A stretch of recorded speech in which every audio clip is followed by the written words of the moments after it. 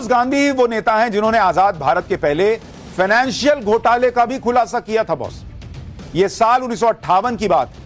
उस समय प्रधानमंत्री जवाहरलाल नेहरू थे, यानी फिरोज गांधी के ससुर जी।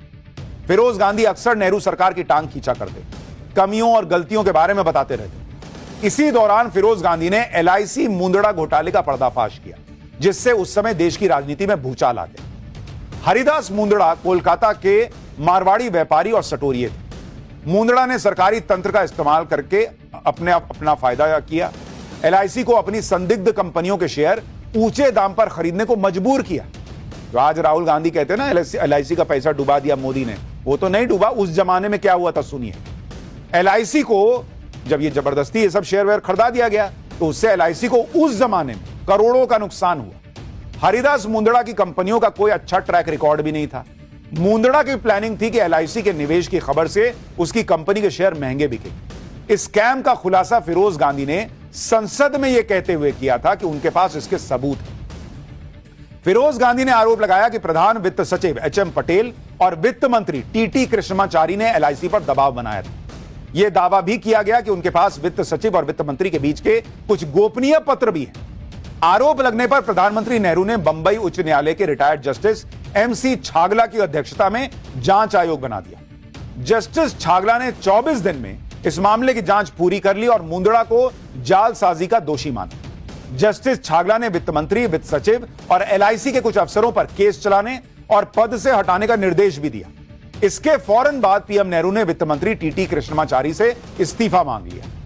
इस घटना के बाद फिरोज गांधी और नेहरू के रिश्ते कहा जाता कि कभी सामान्य नहीं रह पाए। इंदिरा के बाद नेहरू से भी उनकी नहीं बन पाई। शायद यही वजह थी कि लोकप्रिय राजनेता होने के बावजूद फिरोज गांधी अपने आखिरी दिनों में अकेले पड़ते चले।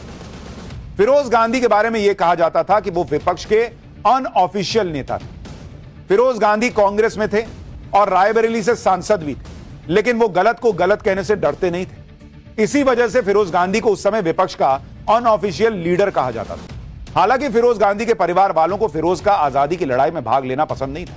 इससे जुड़ा एक किस्सा भी आपको बताता हूं, जिसके बारे में बर्टिल फॉक ने अपनी किताब फिरोज द फॉरगॉटन गांधी में लिखा है कि नेहरू परिवार के साथ फिरोज का उठना बैठना उनकी मां रतिमाई को अच्छा नहीं लगता।